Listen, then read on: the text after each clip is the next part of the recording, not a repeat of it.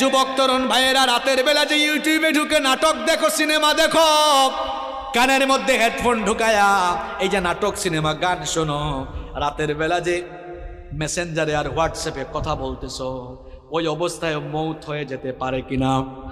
আসতে বলবেন না, জুড়ে বলেন, মৌত হতে পারে কিনা? এই অবস্থায় যদি মৌত হয়ে যায় কি হবে? মুসলিম শরীফে নবীজি বলেছেন, ইউবাসু কুল্লু আবদিন আলা মা মাতা আলাইহি, মানুষ যে অবস্থায় মারা যাবে ওই অবস্থায় তাকে কিয়ামতের দিন কবর থেকে উঠাবেন কে? এই যে অনেক যুবক তরুণরা রাতের বেলা নাটক সিনেমা দেখতে দেখতে নাপাক শরীরে নাপাক কাপড়ে ঘুমায়। কেন রে ভাই নাপাক থাকো? এই নাপাক অবস্থায় মৌত হয়ে যেতে পারে কিনা? অনেক মানুষ আছে পেশাব করে দাঁড়ায় দাঁড়ায় পেশাব করে, তারপরে দেখা যায় পেশাব করে অনেকে ঠিক মতো পানি নেয় না, ইস্তেঞ্জা করে পবিত্র হয় না। এরকম আছে না নাই? এমনকি সবচেয়ে মজার ব্যাপার হলো, ওয়াজ শুনতে এসেছে, ওয়াজ থেকে যাওয়ার সময় রাস্তার ধারে পেশাব করে পবিত্র হয় না। এই রকম কারবারিও আছে না নাই? ওয়াজ শুনতে আসছে, যাওয়ার সময় নাপাক হয়ে বাড়ি ফিরে যাচ্ছে। এখন নাপাক অবস্থায় মৌত হয়ে যেতে পারে কিনা? আমার ভাইয়েরা, যে ব্যক্তি নাপাক থাকে তার সঙ্গে ফেরেশতা থাকে না, থাকে কে? আসতে বলবেন না, জুড়ে বলেন, থাকে কে? তো এই অবস্থায় যদি আপনি মারা যান, কিয়ামতের দিন কিংবা কবরে গিয়ে কিয়ামতের মাঠে আপনি কিভাবে আল্লাহর সামনে দাঁড়াবেন? আপনি তো নাপাক অবস্থায় দুনিয়া থেকে চলে গেলেন। এই জন্য কখনো নাপাক থাকা যাবে, কখনো নাপাক থাকা যাবে। যুবক ভাইয়েরা, ইস্তেঞ্জায় গেলে পবিত্র হবেন তো, নাকি পানি টানি নিবেন না? হ্যাঁ,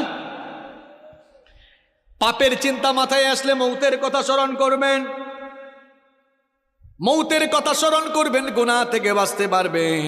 যখন দুনিয়ার লোভ লালসা আর গুনাহ করার দিকে আপনার মন বেশি ঝুঁকে যায়, আমি আপনাকে বলবো, দুইটা জায়গায় সফর আপনি তখন বাড়ায় দিবেন। জুড়ে কোন কয়টা? আমি কথাটা আবারও রিপিট করছি, শুনেন। যখন পাপের দিকে, গুনার দিকে আপনার মন বেশি ধাবিত হয়ে যায়, ঠিক তখনই আপনি দুইটা জায়গায় সফর করবেন। একটা জায়গা হসপিটাল, 2 নাম্বার জায়গা কবরস্থান। হসপিটালে যাবেন, গিয়ে দেখবেন আপনার মতো কত দুনিয়াওয়ালা, কত টাকাওয়ালা, পয়সাওয়ালা লোকেরা, কোটি কোটি টাকা আছে, তাও আইসিইউতে তারা সামান্য একটা দিন আরামে থাকার জন্য হাহাকার করছে, আছে না নাই? যে কালো টাকার জন্য, অবৈধ টাকার জন্য অন্যায় করছেন, গুনাহ করছেন, হসপিটাল গিয়ে দেখেন কত মানুষের টাকা তারে বাঁচাইতে পারে। একটু পর পর আইসিইউ থেকে লাশ বের হচ্ছে। এরপরে হাসপাতালে যাওয়ার পরেও যদি আপনার দিল নরম না হয়, তাহলে মাঝে মাঝে প্রেমবাগের কবরস্থানগুলোতে ভিজিট করবেন। গিয়ে দেখবেন আপনার মতো টাকাওয়ালা, পয়সাওয়ালা লোকেরা, ক্ষমতাওয়ালা লোকেরা, একদিন বিরাট টাকা পয়সা, অর্থবিত্ত, বাড়ি গাড়ি সব ক্ষমতা ছিল, এখন কবরের নিচে ঘুমায়া আছে। আমরা মনে করি আমাদের বউ আপন, আমরা মনে করি ছেলে মেয়ে আপন। আজকে মরে দেখেন কেউ আপনার আপন নয়, আপন কেবল একজন, তিনি কি? কি কথা বলছি বুঝতে পারছেন আপনি? আপনি বলছেন আপনার বউ আপন, আপনার ছেলে মেয়ে, ভাই বোন আপন। আপনি এই মুহূর্তে মরে যান, বুঝবেন আপন কে। দেখবেন এই বউ, এই ছেলে মেয়েরা কিছুক্ষণ কান্না করবে, কিছুক্ষণ কান্না করার পরে বলবে, মৃত লাশকে বেশিক্ষণ ঘরে রাখতে নাই, তাড়াতাড়ি দাফন করা দরকার। আপনাকে দেখবেন সাদা কাফন দিয়ে পেঁচায়া জানাজার মাঠে নিয়ে যাবে। যে ছেলে মেয়েদের জন্য, দেখেন একটু আগেই বলেছি কেউ আপন না, এই ছেলে মেয়েদের জন্য, বাড়ি গাড়ি করার জন্য, প্রপার্টি করার জন্য, সম্পত্তি কামানোর জন্য ঠিকঠাক নামাজও পড়েন নাই, অনেক সময় সঠিকভাবে আল্লাহর ইবাদত করেন নাই। যাদেরকে আপন মনে করেছেন, আজ তারাই আপনাকে নিয়ে কবরে চলে যাবে, কবরে রেখে রেখে তারা আপনাকে চলে আসবে। এরপরে দেখবেন কেউ আপনার আপন থাকবে না। কবরে যাওয়ার পরে 2 জন ছাড়া আর কেউ আপন নাই, একজন হচ্ছেন আল্লাহ। এই জন্য কবরে ফেরেশতা এসে প্রথমে জিজ্ঞেস করবে, বউর নাম কি, ছেলে মেয়ের নাম কি? না, জিজ্ঞেস করবে মার। আর একটু জোরে বলেন, মার রব্বুকা। প্রথমে এসে বলবে তোমার রব কে। তাহলে বুঝে নেন আপন, আপন কে, সবচাইতে আপন কে।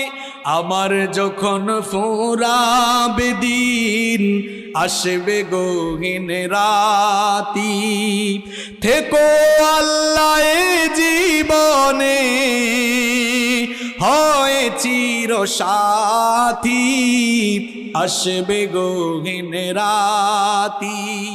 আমার ভাই, আমার বাপ, আমার বউ, আমার ছেলে মেয়ে বলছেন, আমার আমার বলে যখন কাউকে পাবো না, সেদিন আমার শূন্য হিয়ায় তুমি থেকো সান্ত্বনা, তুমি থেকো সান্ত্বনা। আমার আমার বলে যখন কাউকে পাবো না, সেদিন আমার শূন্য হিয়ায় তুমি থেকো সান্ত্বনা, তুমি থেকো সান্ত্বনা। আখির আলো নিভে যেদিন মনে আলো দিয়ে, আসবে নাকি অন্ধ চোখে একটু আলো নিয়ে, সেদিন আমার, সেদিন আমার, সেদিন আমার অন্ধ চোখে তুমি আলোর জ্যোতি, আসবে গহীন রাতি। আমার যখন ফুরাবে দিন, আসবে গহীন রাতি। থেকো আল্লাহ এ জীবনে হয় চির সাথী, আসবে গহীন রাতি। বলেন আমিন। একজনই আপন আর কেউ আপন না। আমার দাদার বাবার নাম জানি না,